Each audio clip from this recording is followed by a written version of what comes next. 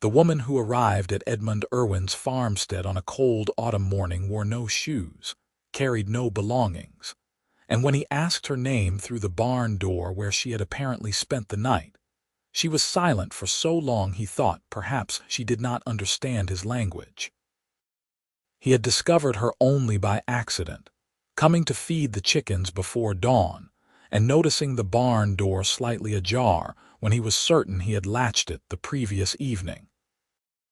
Edmund was not a fearful man by nature, but he was a cautious one, and so he had approached with his pitchfork in hand, calling out a warning before entering. What he found instead of a thief or a wolf was a young orc woman huddled in the corner of an empty stall, her green skin almost luminous in the early light filtering through the wooden slats, her dark eyes wide and watchful as a cornered animal. She was thin, he noticed immediately, thin in a way that spoke of weeks without proper food, and her clothes were little more than rags that hung from her broad shoulders.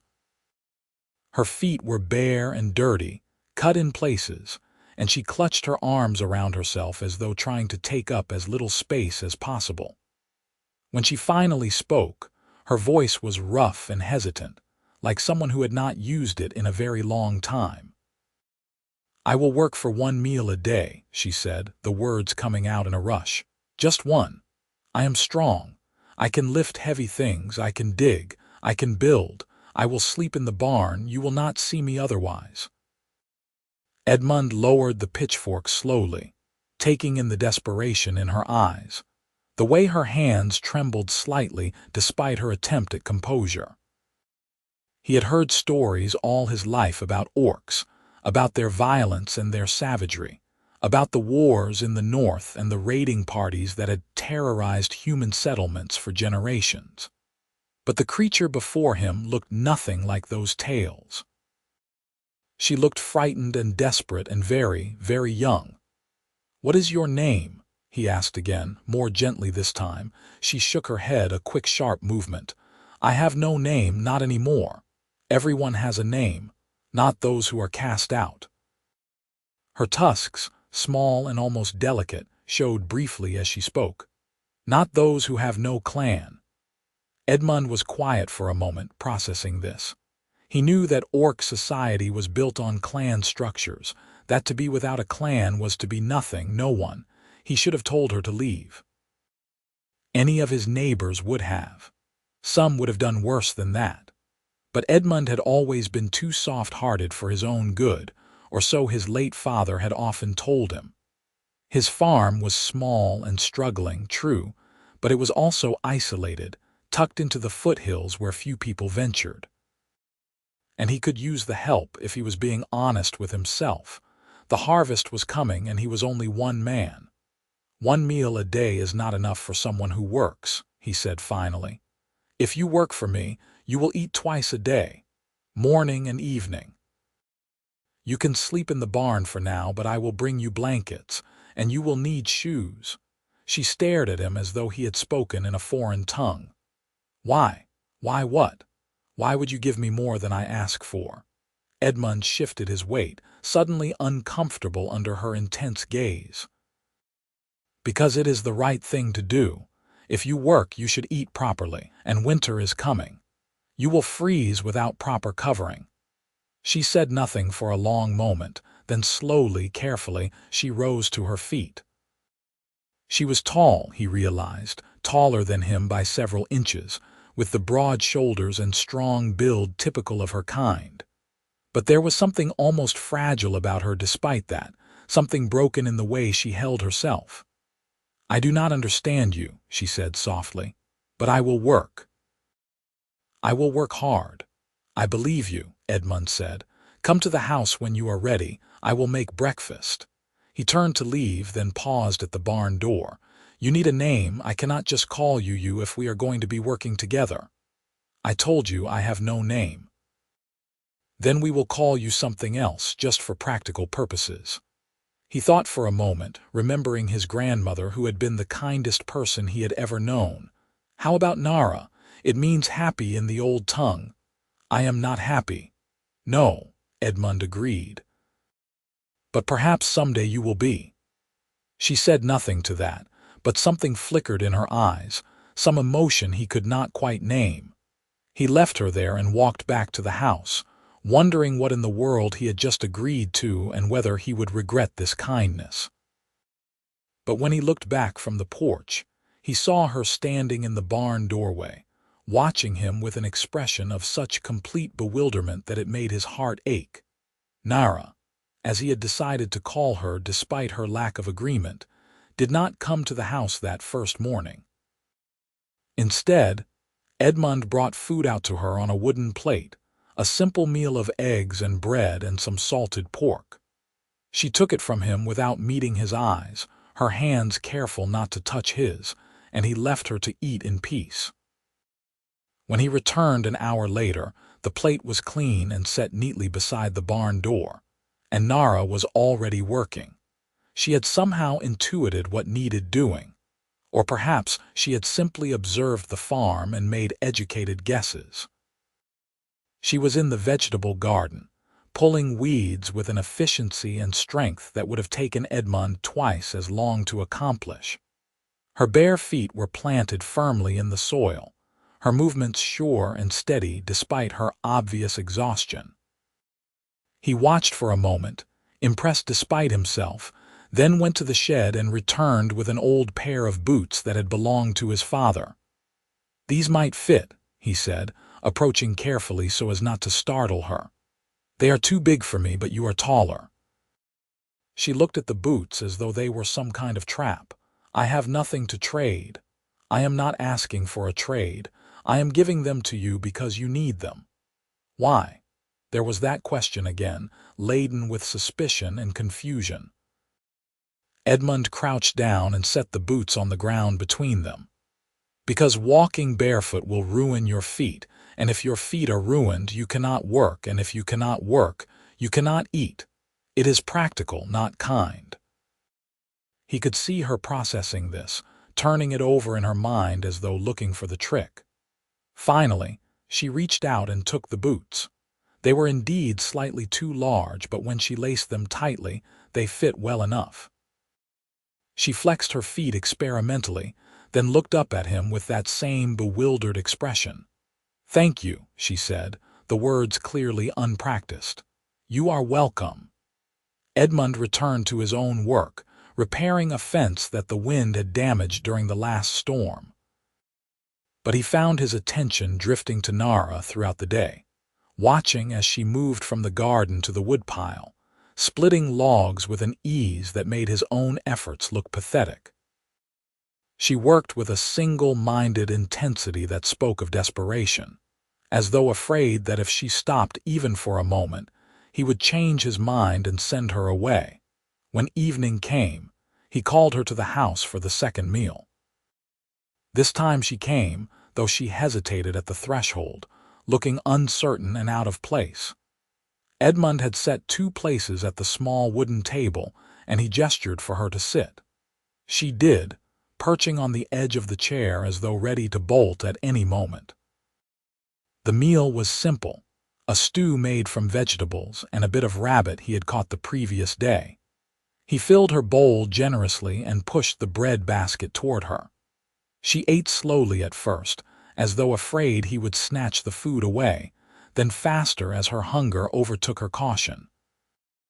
Edmund ate his own meal in silence, unsure of what to say, and when she had finished, he filled her bowl again without comment. "You do not have to do that," she said quietly. "I made enough. It will only go to waste otherwise." She ate the second bowl more slowly, and when she was done, she sat back with a small sigh. It was the most relaxed he had seen her, and it made him realize just how much tension she carried in her body at all times. "May I ask what happened?" he said carefully.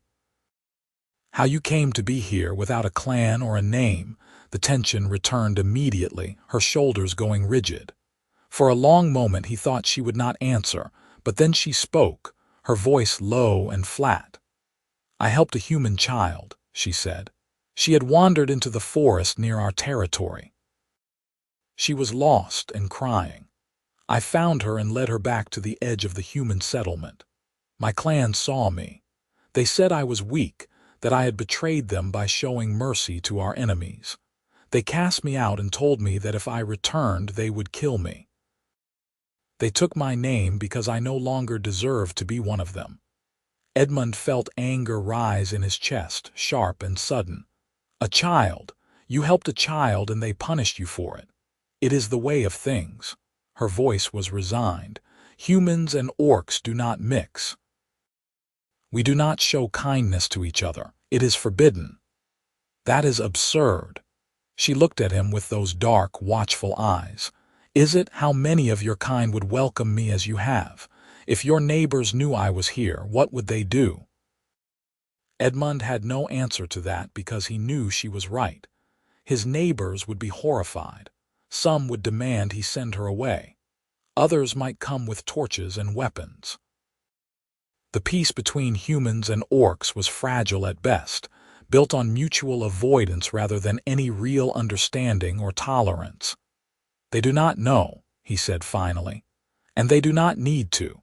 This is my farm and my business. You are a strange human, Edmund Irwin. It was the first time she had used his name, and something about hearing it in her voice made his chest feel tight. Perhaps, he said, but strange is not always bad.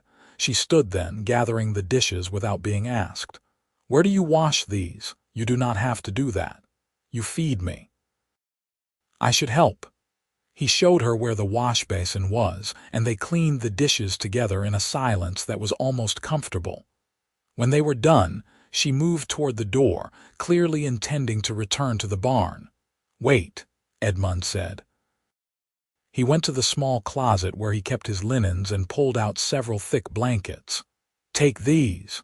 The nights are getting cold. She accepted them with that same careful avoidance of touching him, cradling the blankets in her arms. You are too kind. I do not understand it. Maybe you do not need to understand it. Maybe you can just accept it. She looked at him for a long moment, something unreadable in her expression, then nodded slowly and left. Edmund stood in the doorway and watched her cross the yard to the barn, her new boots crunching softly on the gravel, the blankets held close to her chest. He wondered what he had gotten himself into, but he could not bring himself to regret it. The days fell into a pattern after that. Nara worked from dawn until dusk, tackling every task with the same fierce determination. She repaired the roof on the chicken coop, reinforced the fencing around the pig pen, and helped Edmund bring in the harvest from the fields. She was incredibly strong, able to carry loads that would have required 2 men, and she worked with an efficiency that came from years of hard labor. But she was also painfully thin, and Edmund made it his mission to remedy that, preparing larger and larger meals until she finally stopped looking at him with suspicion every time he filled her plate.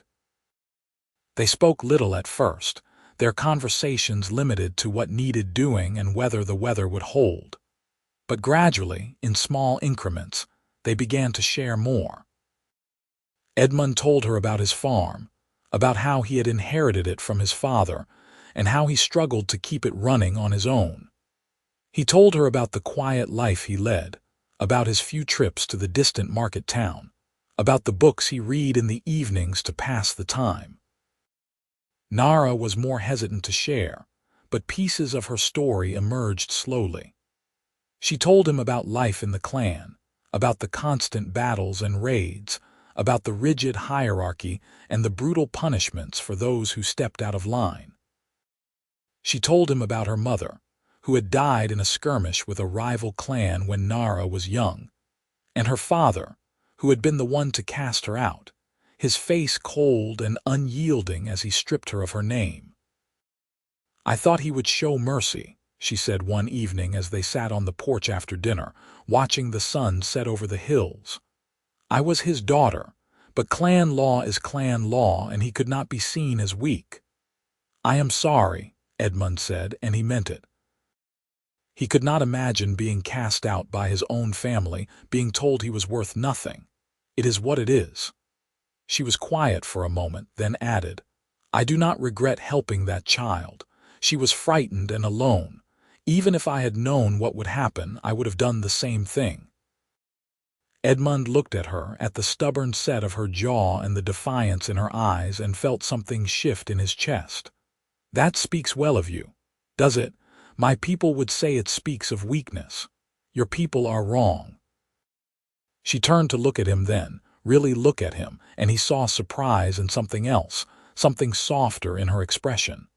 You truly believe that? I do. They sat in silence after that, but it was a companionable silence, the kind that comes from shared understanding. And when Nara finally rose to go to the barn, she paused and said, Thank you, Edmund, for everything. You are welcome, Nara. She smiled then, just a small quirk of her lips, but it was the first real smile he had seen from her, and it made his heart do strange things in his chest. As the weeks passed, Edmund found himself looking forward to their meals together more than he cared to admit. Nara was intelligent and curious, asking questions about everything from how to preserve vegetables for winter to the history of the human kingdoms. She had a dry sense of humor that caught him off guard and made him laugh, and she was surprisingly gentle with the animals, talking to the chickens and pigs in a soft voice when she thought he was not listening. She was also, he was beginning to realize, quite beautiful. Not in the way human women were beautiful, but in her own unique way. Her green skin seemed to glow in the firelight, her dark eyes were expressive and warm when she let her guard down, and her tusks gave her a fierce quality that he found oddly appealing. He tried not to think about these observations too much, tried to tell himself that he was simply appreciating her as a person, but he knew he was lying to himself. The realization that he was developing feelings for her came suddenly one morning in late autumn. He had woken early and gone out to the barn to check on one of the pigs that had been acting sick. He found Nara already there, crouched beside the animal, her hand gently stroking its head while she murmured something in the orcish tongue. She looked so tender, so caring that it made his breath catch. She looked up and saw him watching, and for a moment they just stared at each other. Then she stood quickly, her expression shuddering. The pig is better. I gave it some water and it seems calmer. Thank you, Edmund managed, his voice rougher than intended. She nodded and moved to leave, but he caught her arm without thinking. She froze, her whole body going still, and he realized with horror that she was afraid. He released her immediately, stepping back. I am sorry. I did not mean to frighten you. She relaxed slightly, but her eyes were wary. You did not frighten me. I am just not used to being touched. I should have asked first. I apologize. She studied him for a moment, then said quietly, You are always apologizing, always being careful. It is strange bad or strange good. I have not decided yet. She left then, and Edmund stood in the barn feeling like a fool. He should not have touched her. He should not be having these feelings at all. She was an orc and he was human, and such things were not done. They were barely tolerated as employer and worker, let alone anything more. But the heart, he was learning, did not care much for logic or social conventions. The first snow came early that year, a light dusting that turned the world white and made everything seem hushed and peaceful. Edmund woke to find Nara standing in the yard, her face turned up to the falling snow, her eyes closed. She looked almost happy, and he felt that strange tightness in his chest again. Have you never seen snow before? He called from the porch. She opened her eyes and turned to him. I have seen it, but I have never been able to just stand and enjoy it. In the clan, there was always work to do, always training or fighting. There was no time for standing still. Well, there is work here too, but it can wait a few minutes. He joined her in the yard, and they stood together in the falling snow, not speaking, just existing in the quiet moment. And when she turned to look at him, her face dusted with white flakes, He thought she had never looked more lovely. "Edmund," she said softly, "why did you let me stay? Truly." He could have lied, could have said something about needing the help or feeling obligated. But standing there in the snow with her looking at him like that, he found he could not be anything but honest. "Because you looked lost," he said. "And because I know what it is like to be alone. And because there was something about you that made me want to help, even though I knew I probably should not. Do you regret it?" "Not for a single moment." She reached out then, slowly, giving him time to pull away if he wanted. Her hand, rough and calloused from work, touched his cheek gently. "You are a good man, Edmund Irwin, better than I deserve. You deserve better than sleeping in a barn and working for meals," he said, his voice rough. "You deserve to be safe and cared for and valued. I am safe here. You care for me, even if you do not say it. And I have never felt more valued than when you look at me the way you are looking at me right now. And how am I looking at you? Like I matter?" He covered her hand with his own, holding it against his cheek. "You do matter. To me, you matter very much." They stood like that for a long moment, the snow falling around them, and Edmund felt as though he were standing on the edge of something vast and terrifying and wonderful. Then Nara pulled her hand back, though gently, and stepped away. "I should get to work," she said, her voice unsteady. "Nara, wait," she paused, looking back at him. "I do not want you sleeping in the barn anymore. It is getting too cold. There is a spare room in the house. It is small, but it is warm. Please." She looked torn, caught between wanting and fearing. "People would talk if anyone knew." "No one comes here, and even if they did, I do not care what they think. You should care. Associating with me could ruin your reputation. My reputation is not worth your freezing to death." She laughed then, a surprised sound. "You are very stubborn." "So I have been told." "Will you move into the house?" She was quiet for a long moment, then nodded. "Yes, thank you." That evening, Edmund helped her move her few possessions from the barn to the small room at the back of the house.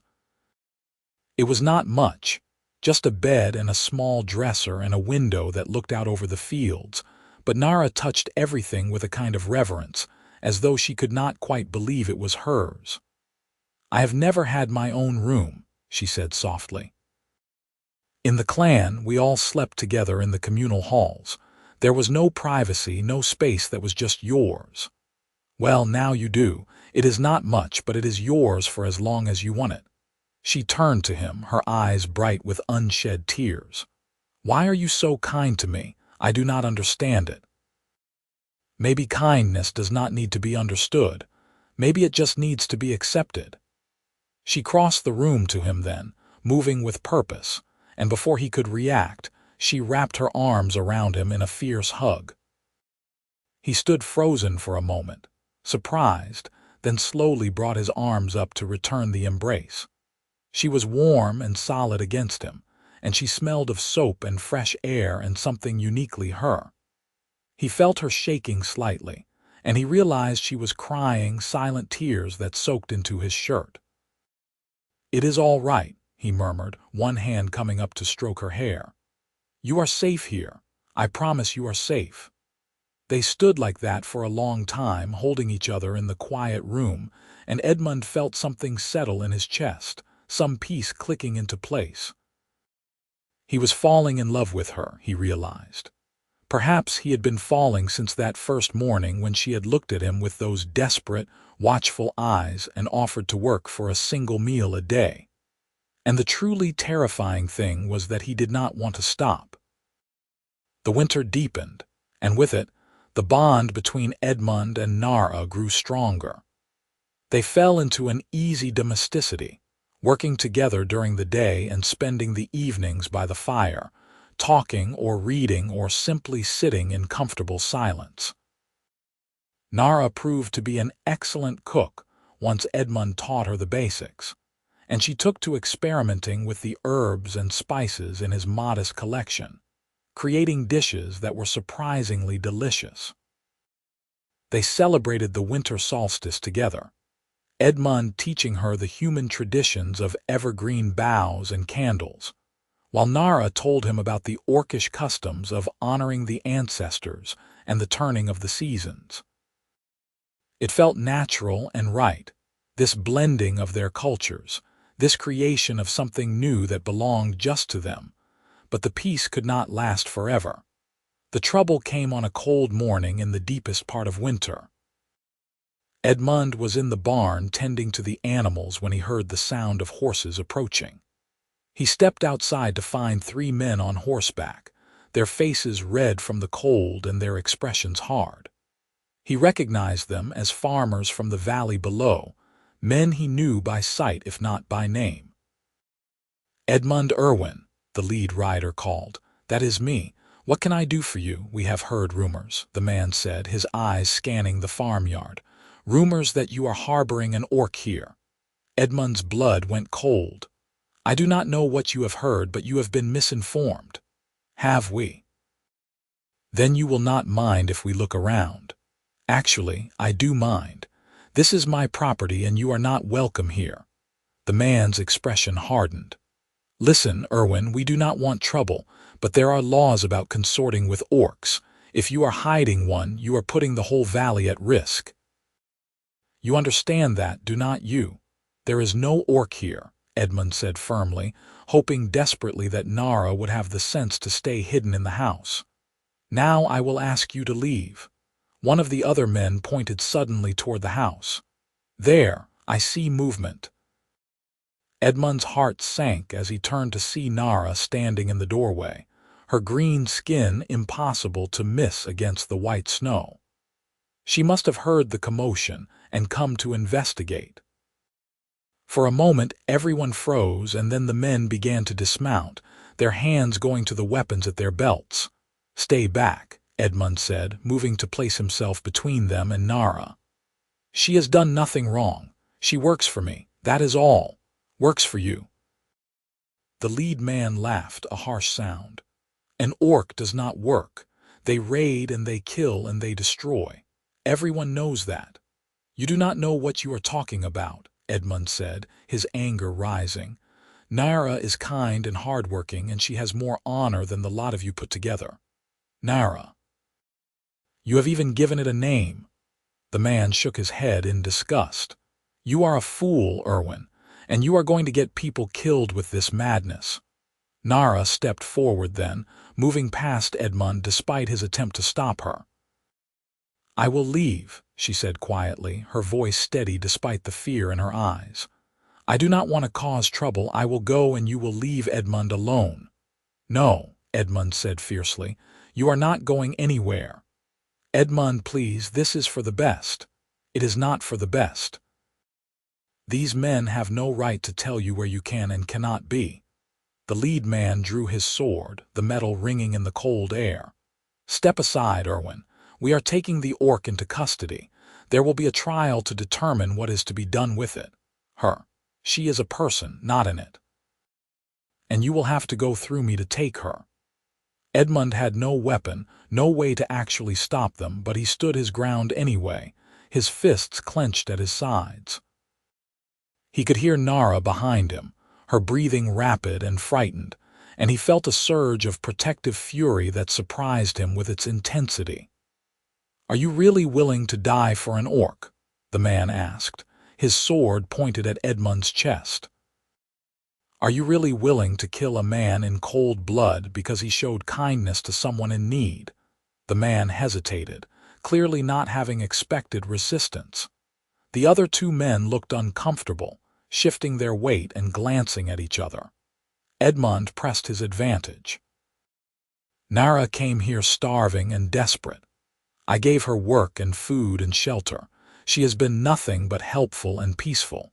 She has not harmed anyone or threatened anyone. If you kill her or take her away for that, then you are not upholding any law. You are just giving in to prejudice and fear." "You do not understand," one of the other men said. "Orcs killed my brother in the war, killed him and left his body to rot." "I am sorry for your loss," Edmund said, and he meant it. "But Nara did not kill your brother. She has killed no one." Punishing her for what others of her kind have done is unjust. Justice has nothing to do with it, the lead man said. It is about safety, about making sure our families are protected. Protected from what? From a woman who works in my garden and cooks my meals. From someone who has shown me nothing but respect and kindness. Edmund shook his head. The only danger here is the danger you bring with your fear. There was a long, tense silence, and then Nara spoke, her voice soft but clear. I understand your fear. My people have done terrible things to yours, just as yours have done terrible things to mine. The cycle of violence continues because neither side is willing to break it. But I am willing. I am here because I chose mercy over hatred, and I was punished for it by my own kind. Edmund is here because he chose kindness over fear. If you kill us for that, you prove that there is no hope for anything better. The men looked at each other, uncertainty written on their faces. Finally, the lead man lowered his sword. This is not over, Irwin, he said. The council will hear about this. There will be consequences. Let them hear, Edmund said. I have done nothing wrong, and neither has Nara. The men mounted their horses and rode away, but not before casting dark looks back at the farmstead. When they were gone, Edmund turned to find Nara trembling, her arms wrapped around herself. Are you all right? He asked, reaching for her. She nodded, then shook her head. Then suddenly she was in his arms, holding him tightly. I am sorry. I am so sorry I have brought trouble to you. You have brought nothing but good to my life, he said fiercely, holding her close. Do not apologize for existing. They will come back, or others will come, you know that. Then we will deal with it when they do. She pulled back to look at him, her eyes searching his face. Why? Why risk everything for me? Edmund cupped her face in his hands, his thumbs gently wiping away the tears on her cheeks. Because I love you, he said, the words coming out in a rush before he could stop them. I love you, Nara. I love your strength and your kindness and your stubborn determination. I love the way you talk to the chickens when you think I am not listening. I love how you always save me the best parts of dinner. I love you, and I cannot stand the thought of anything happening to you. She stared at him in shock, her mouth slightly open. You love me? Yes, I know I should not. I know it is complicated and dangerous and probably foolish, but I do. I love you. Nara made a sound that was half laugh, half sob, and then she was kissing him, her hands tangled in his hair, her tusks pressing gently against his face. Edmund kissed her back with all the pent-up emotion of the past months, pouring everything he felt into that single moment of connection. When they finally broke apart, both breathing hard, Nara rested her forehead against his. I love you too, she whispered. I have loved you since you gave me those boots and told me it was practical. I have loved you since you made me eat 2 meals a day even when I protested. I have loved you through every moment of kindness, every gentle word, every time you looked at me like I was worth something. I love you, Edmund Irwin, and I do not care who knows it. They kissed again, softer this time, sweeter, and when they finally went inside, hand in hand, Edmund felt as though everything had changed and nothing had changed at all. They had simply acknowledged what had been growing between them all along, but the reality of their situation could not be ignored. That evening, as they sat by the fire, they talked seriously about what to do. We could leave, Nara said. Go somewhere far away where no one knows us. Start over. This farm is all I have, Edmund said. I do not want to lose it. I do not want you to lose it either, but I do not want you to lose your life defending me. Edmund took her hand, lacing their fingers together.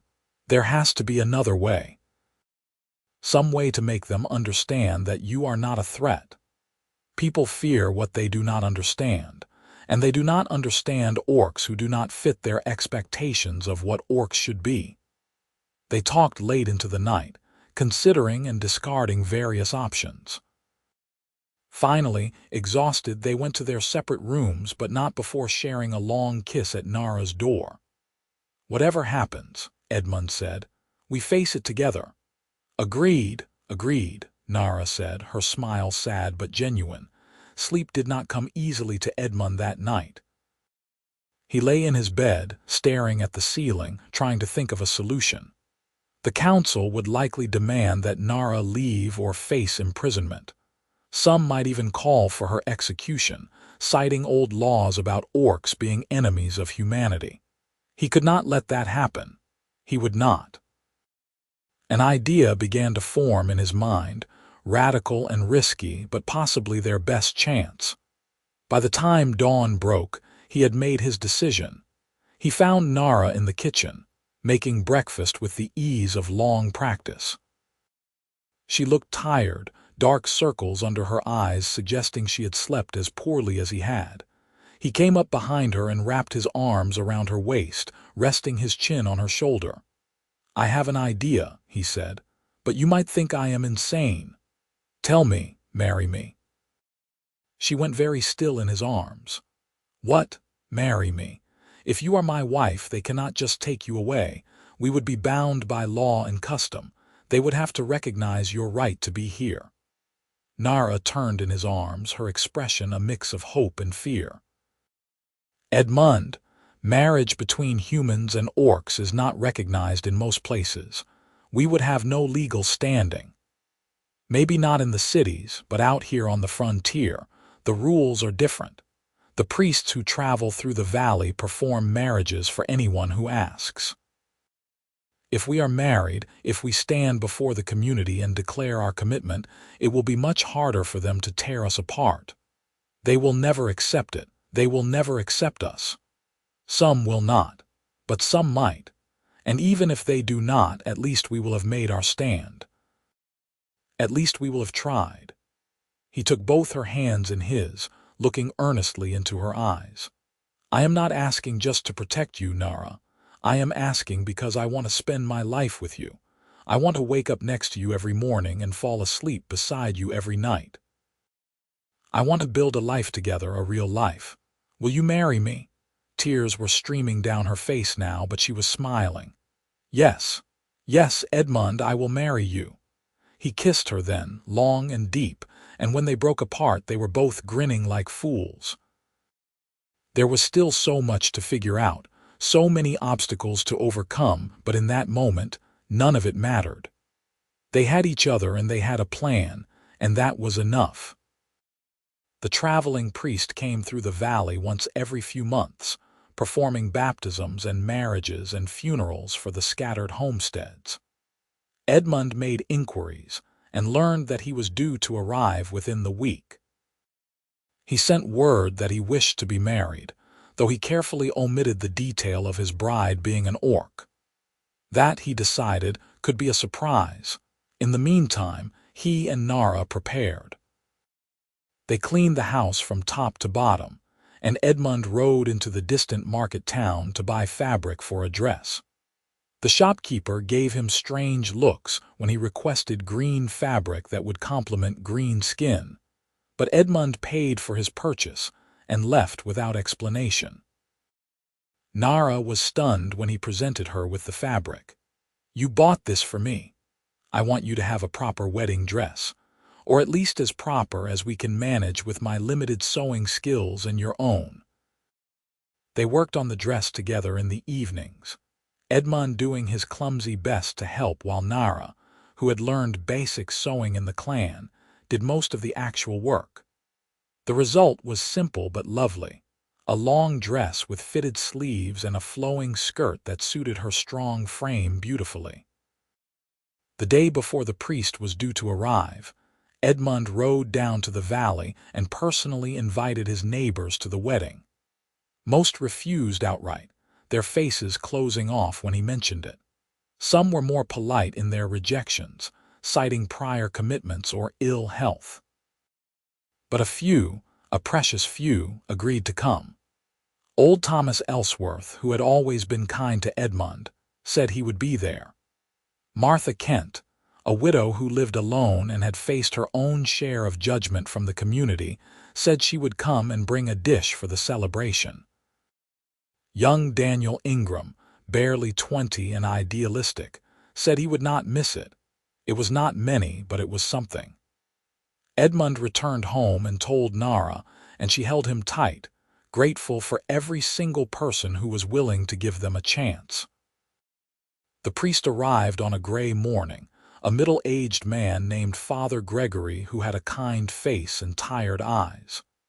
Edmund met him at the edge of the property and explained the situation plainly, not wanting there to be any misunderstandings. "I am going to marry an orc woman," he said. "Her name is Nara. She is good and kind and I love her. I understand if you are not willing to perform the ceremony, but I had to ask." Father Gregory was quiet for a long moment, studying Edmund's face. "Does she love you as well?" "Yes, very much." "And you are both of age and entering this willingly, without coercion?" "Yes." The priest sighed, a long, weary sound. "I have been doing this work for 30 years, boy. I have married young lovers and old companions, rich nobles and poor farmers. I have always believed that love, true love, is a gift from the divine and should be honored wherever it is found.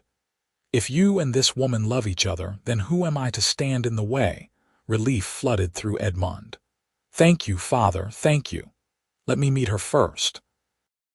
I want to see for myself that this is what you both truly want." Edmund brought him to the house, where Nara was waiting, dressed in her new green dress, her hair pulled back from her face. She looked beautiful and terrified in equal measure. Father Gregory studied her for a long moment, then spoke to her directly. "You love this man." "With all my heart," Nara said, her voice steady despite her nervousness. "And you understand that marriage is a commitment, a binding together of lives and fates?" "I do." "Then I will perform the ceremony. But I will say this to both of you, the road ahead will not be easy. You will face judgment and hatred from both your peoples. Are you prepared for that?" Edmund and Nara looked at each other, and in that shared glance was all the understanding and determination they needed. They turned back to the priest together. "We are," Edmund said. "Then let us begin." They held the ceremony in the yard, under the open sky, with the few guests who had come standing as witnesses. Old Thomas stood with his hat in his hands, his weathered face solemn. Martha dabbed at her eyes with a handkerchief. Young Daniel grinned throughout the entire proceeding, as though it were the most exciting thing he had ever witnessed. Father Gregory spoke the traditional words, his voice carrying clearly in the cold air. Edmund and Nara held hands, their eyes locked on each other, and when the time came to speak their vows, they did so with voices that rang with conviction. "I, Edmund Irwin, take you, Nara, to be my wife. I promise to love you, to honor you, to stand beside you in joy and in sorrow, in hardship and in ease for all the days of my life. I, Nara, take you, Edmund Irwin, to be my husband. I promise to love you, to honor you, to stand beside you in joy and in sorrow, in hardship and in ease for all the days of my life." Father Gregory blessed their union and pronounced them married, and when Edmund kissed his wife for the first time as husband and wife, the small gathering clapped. It was not the grand celebration that some weddings enjoyed, but it was genuine and heartfelt, and that made it perfect. They shared a simple meal afterward, the food Martha had brought supplemented by what Edmund and Nara had prepared. Old Thomas told stories about his own long marriage, making everyone laugh. Martha shared advice about how to keep a household running smoothly. Daniel talked excitedly about his own hopes for the future, inspired by the courage he had witnessed that day. As the sun began to set, and the guests prepared to leave, each one came to offer their congratulations privately.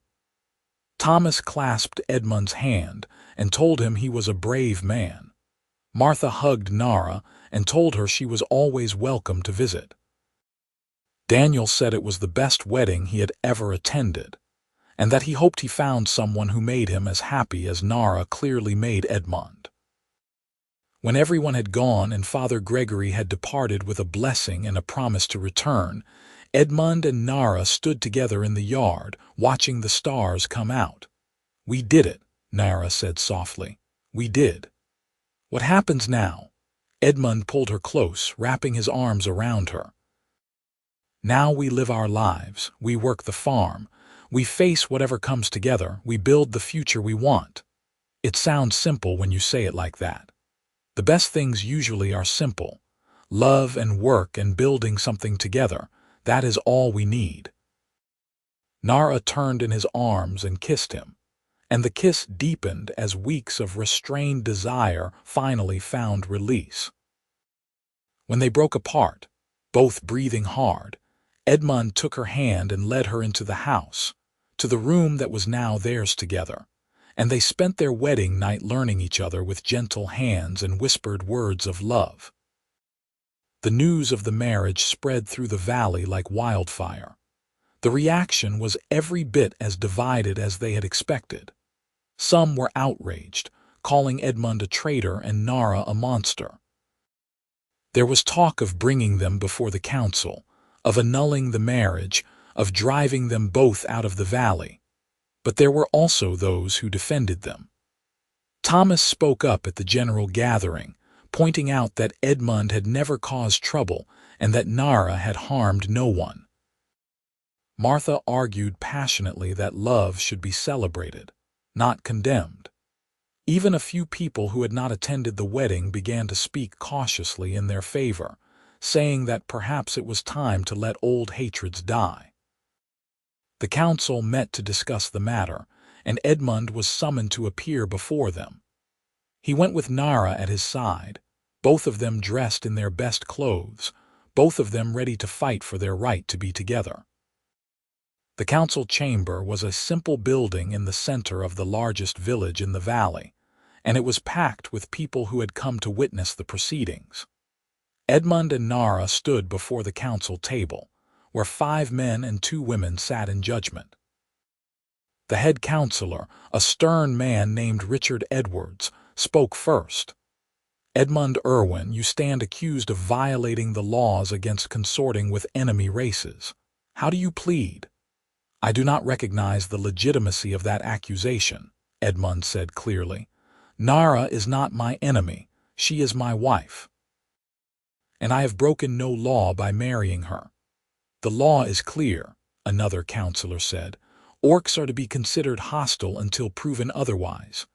"Then I am here to prove otherwise," Edmund said. "Nara has lived on my farm for months. She has worked hard, contributed to the community by helping bring in the harvest, and harmed no one. She was cast out by her own people for showing mercy to a human child. If that does not prove her goodwill, I do not know what will." There was murmuring in the crowd, some supportive, some hostile. Richard held up his hand for silence. "Let the orc speak for herself," he said. "Tell us your story." Nara stepped forward, her head held high despite the fear Edmund could see in her eyes. She told her story clearly and without embellishment, from the moment she found the lost child to her exile from the clan to her arrival at Edmund's farm. She spoke of the kindness he had shown her, of the work she had done, of her desire to live in peace. "I do not ask you to love me," she said. "I do not even ask you to trust me, though I hope to earn that in time. I only ask that you let me live my life with the man I love. I will work hard. I will cause no trouble. I will be a good neighbor if you give me the chance." The council conferred in low voices, and the crowd waited with bated breath. Finally, Richard spoke again. "This is an unprecedented situation. We have no guidelines for how to handle an orc who wishes to integrate into human society. However, we are not unreasonable people. We propose a trial period of 1 year. During this time, Nara will be allowed to remain in the valley as Edmund's wife. She will be expected to contribute to the community and to cause no disturbances. At the end of the year, we will meet again to determine if the arrangement should be made permanent. If there are any incidents, any trouble at all, the arrangement will be terminated immediately and Nara will be exiled from the valley. Do you accept these terms?" Edmund and Nara looked at each other, communicating silently. It was not perfect, but it was a chance. It was more than they had hoped for. "We accept," Edmund said. The crowd erupted in a mix of cheers and protests, but the decision was made. Edmund and Nara left the council chamber together, holding hands, and walked back to their farm under the watchful eyes of the community. The year that followed was not easy. There were those who refused to acknowledge Nara's presence, who crossed the street to avoid her or spat at her feet when they thought no one was looking. There were anonymous threats left on their doorstep, crude drawings and hateful words, but there were also unexpected kindnesses. Martha brought by preserves and stayed for tea, chatting with Nara about recipes and household management. Thomas hired Nara to help with his own harvest, paying her fair wages and treating her with respect. Slowly, painfully, a few more people began to come around. Nara proved herself time and again. When a fire broke out in the village, she was one of the first to respond, using her great strength to help move water and pull debris. When Daniel's mother fell ill, Nara brought soup and medicine and sat with the family through the long night. When a child went missing in the woods, Nara joined the search party and was the one who found the boy, cold and scared but alive, and carried him home to his grateful parents. Each act of kindness, each moment of service, chipped away at the prejudice. It was slow work, frustrating work, but they persevered. And through it all, their love for each other grew stronger. They had their fights, of course, moments of frustration and fear, but they always came back together, always remembered what they were fighting for. As winter gave way to spring, Nara discovered she was pregnant. The news filled her with a mix of joy and terror. How would a half-orc child be received in the valley? Would their child face even worse prejudice than Nara herself had faced? Edmund held her as she cried, sharing her fears but also her hope. "Our child will be loved," he promised her. "By us, certainly, and hopefully by the community we are building. And if not, then we will teach our child to be strong and kind and brave, just like their mother." They told the council about the pregnancy when they met for the year-end review. There was silence as the councilors absorbed this news, and Edmund braced himself for condemnation. But instead, it was one of the female councilors, a woman named Helen Irving, who spoke first. "A child," she said softly. "A child born of two peoples. Perhaps that is exactly what this valley needs." The vote to make Nara's residency permanent was not unanimous, but it passed. She was officially recognized as a member of the community, with all the rights and responsibilities that entailed. When they left the council chamber this time, there were more cheers than protests, and Martha was waiting outside with tears of joy on her face. The baby was born in early autumn, a healthy boy with green-tinged skin and his father's eyes. They named him Thomas, after the old farmer who had been one of their first allies. The birth was attended by the valley midwife, who treated Nara with professional courtesy, and by Martha, who proved to be a font of advice and support. When Edmund held his son for the first time, looking down at the tiny face that was a perfect blend of himself and Nara, he felt his heart might burst with love.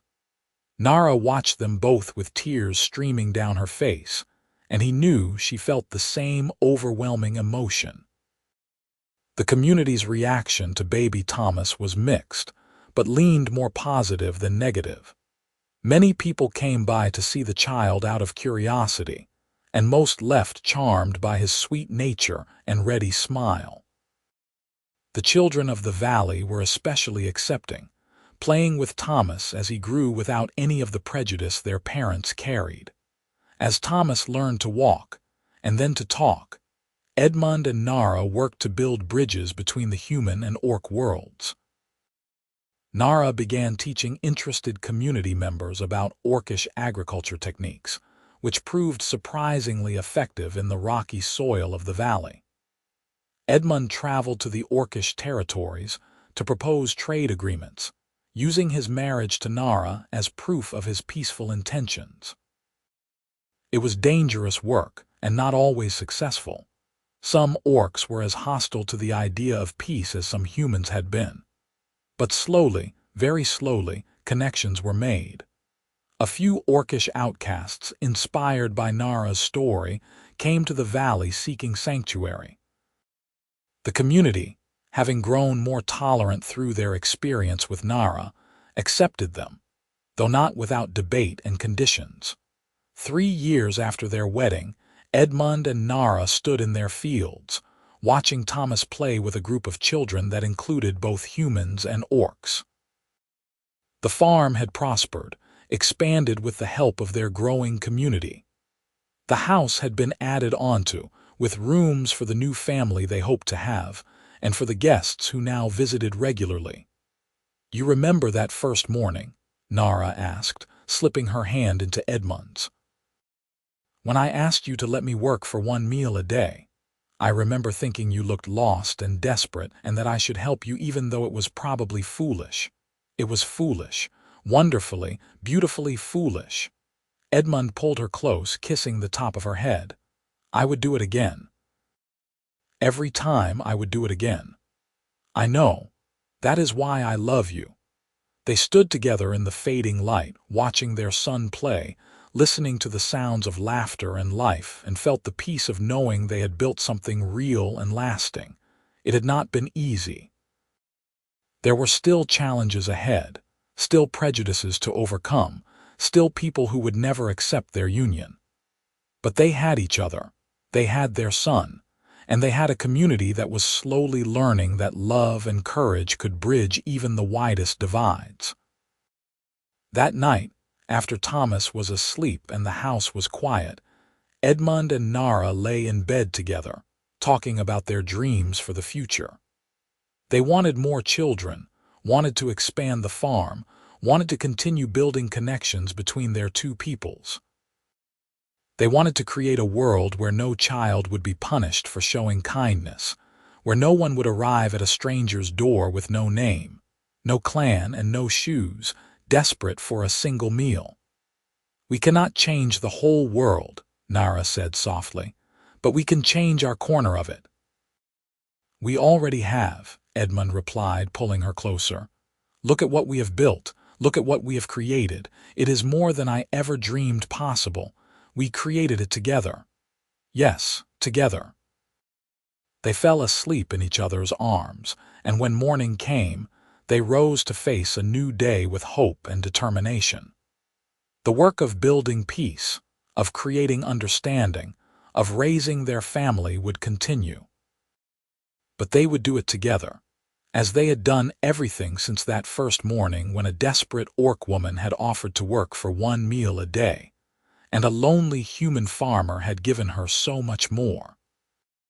The seasons turned and the years passed, and the farm became known throughout the region as a place of welcome and acceptance.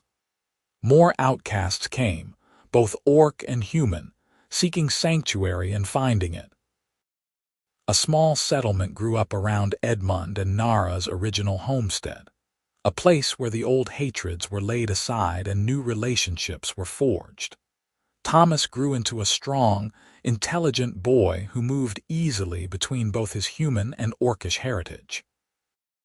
He learned farming from his father and hunting from his mother, human history from the village teachers, and orcish traditions from the outcasts who had made their home in the settlement. He was living proof that two peoples could create something beautiful together.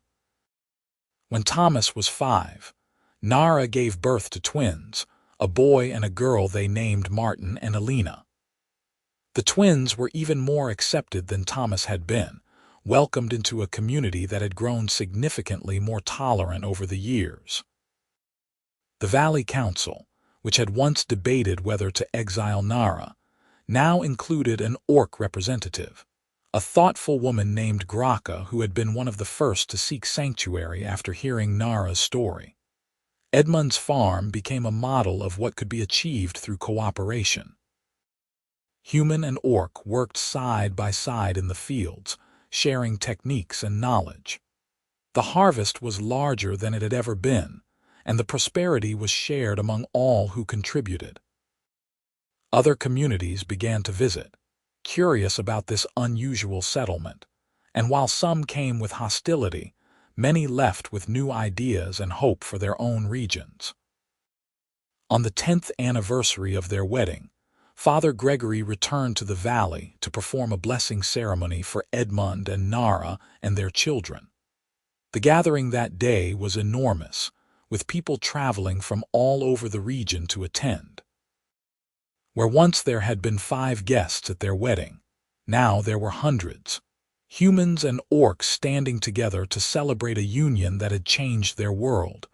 Father Gregory, older now but still strong in spirit, looked out at the crowd with tears in his eyes.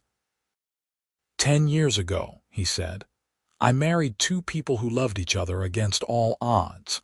I told them then that their road would not be easy, and it has not been. But they have walked it with courage and faith, and they have inspired others to do the same. They have proven that love is stronger than hate, that understanding can overcome prejudice, that 2 peoples who were enemies can become friends, neighbors, and family. Edmund and Nara stood before the crowd, holding hands, their children gathered around them. Edmund looked at his wife, at the woman who had arrived at his barn with no name, no clan, and no shoes, and felt overwhelming gratitude for the life they had built together. Nara looked back at him with equal love, her eyes bright with happy tears. I could not have imagined this, she whispered to him as Father Gregory continued his blessing. When I asked you for 1 meal a day, I could not have imagined all of this. I could not have imagined you, Edmund replied, the most incredible person I have ever known.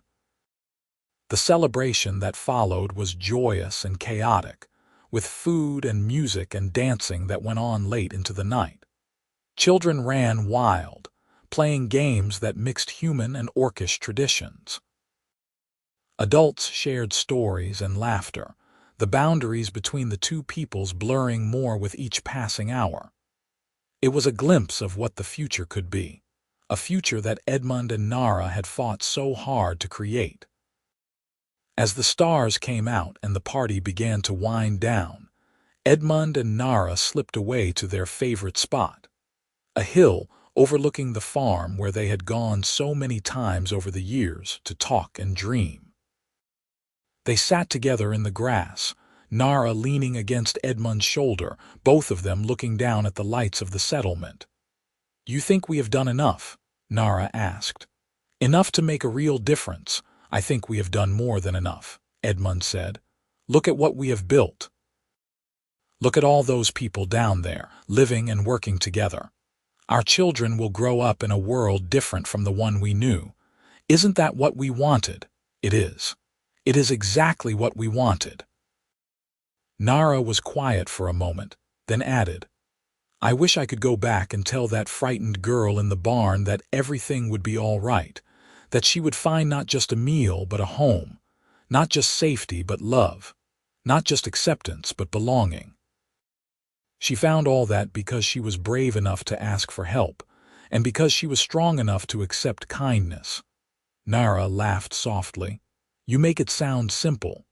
It was simple. You arrived. I let you stay. We fell in love. Everything else followed from that. Everything else was war and struggle and fighting for every inch of acceptance. Yes, Edmund agreed, but we won. We are still winning. Every day we continue to build this life together is a victory. They sat in comfortable silence, watching the stars wheel overhead, until they heard footsteps approaching. Thomas appeared over the rise, carrying his sleeping sister while Martin trotted along beside him. "Mother, father, Martha says we should come back before the children fall asleep in the grass," Thomas said with a grin. Edmund and Nara stood, and they walked back to the settlement together as a family, joining the others who were beginning to pack up for the night. There were hugs and farewells, promises to visit and plans for the next gathering. And when everyone had finally gone and the house was quiet, Edmund and Nara tucked their children into bed and retired to their own room.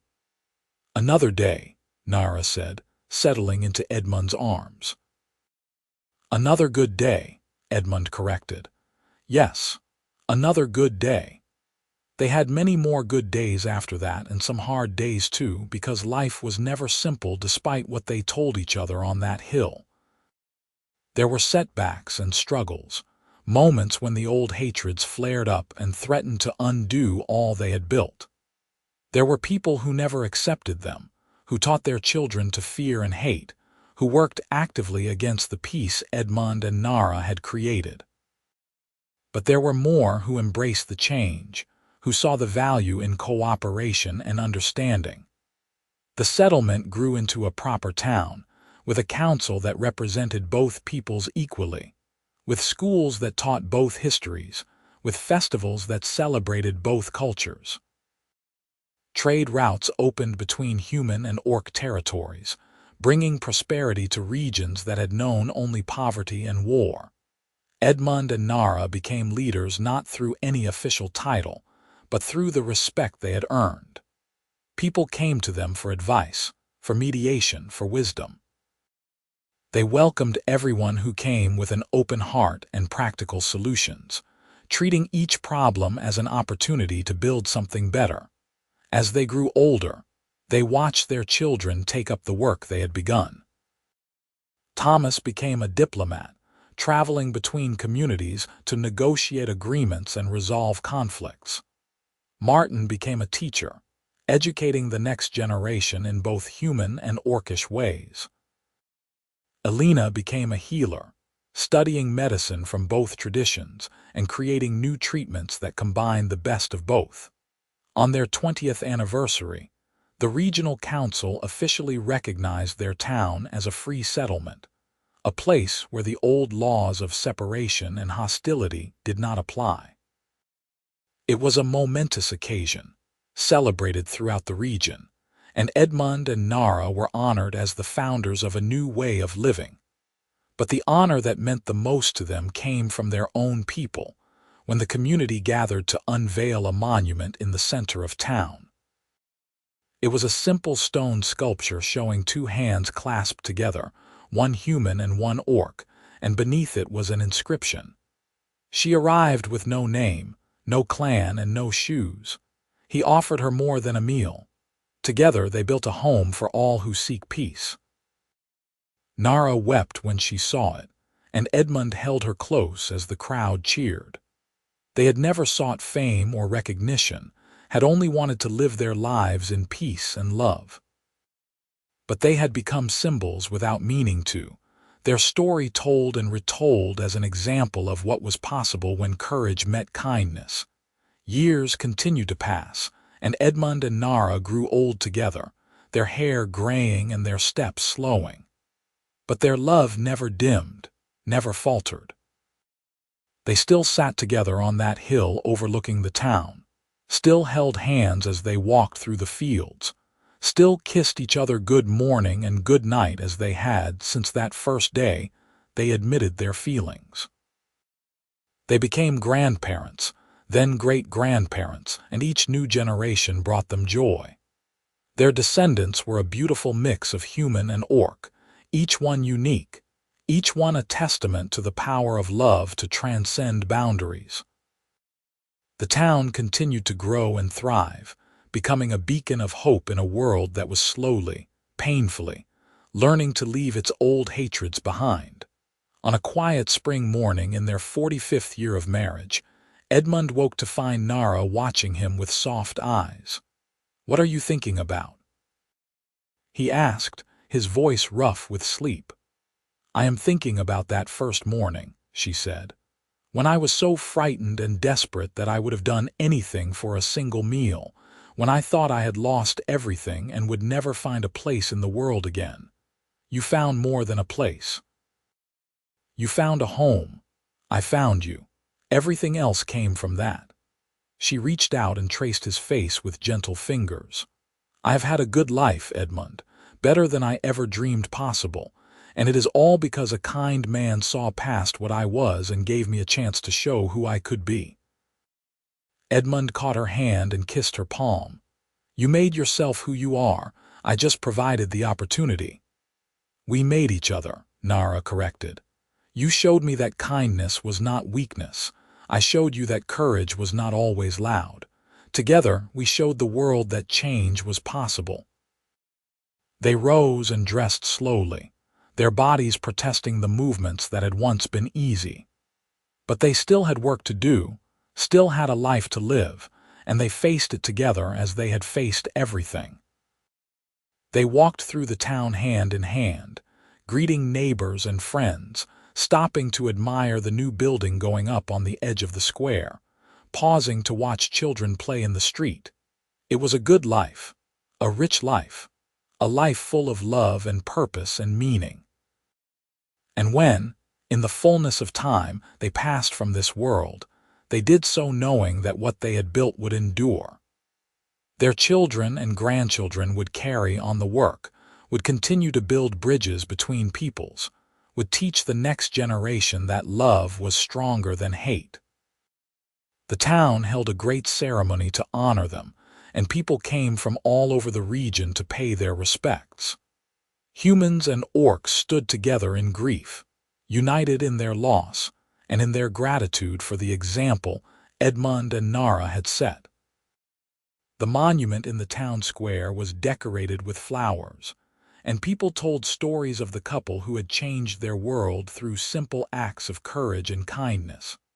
Thomas, now an old man himself, spoke at the ceremony, his voice strong despite his tears.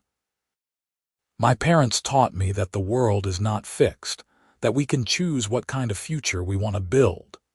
They showed me that one person reaching out to another in kindness can start a chain reaction that changes everything. They lived their lives with integrity and love, and they left this world better than they found it. That is the greatest legacy anyone can leave." And it was true. The town they had built continued to thrive, a shining example of what could be achieved when people chose understanding over fear, when they reached across divides instead of deepening them. Other towns and villages began to follow their model, creating their own mixed communities, building their own bridges. The story of Edmund and Nara became legend, told and retold through the generations. But it was not told as a fairy tale or a myth. It was told as truth, as history, as an example of what was possible when two people loved each other enough to fight for their right to be together, and wise enough to use that love to build something bigger than themselves. In the end, that was their true legacy. Not just the town they built or the children they raised, but the idea they planted in people's hearts. That the old ways of hatred and division were not inevitable, that a better world was possible, and that it started with simple acts of kindness between individuals who chose to see each other's humanity rather than their differences. She had arrived with no name, no clan, and no shoes, asking only for one meal a day. He had given her a name, a home, and his heart. Together, they had built a legacy that would endure for generations, a testament to the transformative power of love and the enduring strength of hope. And in doing so, they had proven that sometimes the most radical act of all is simply choosing to be kind.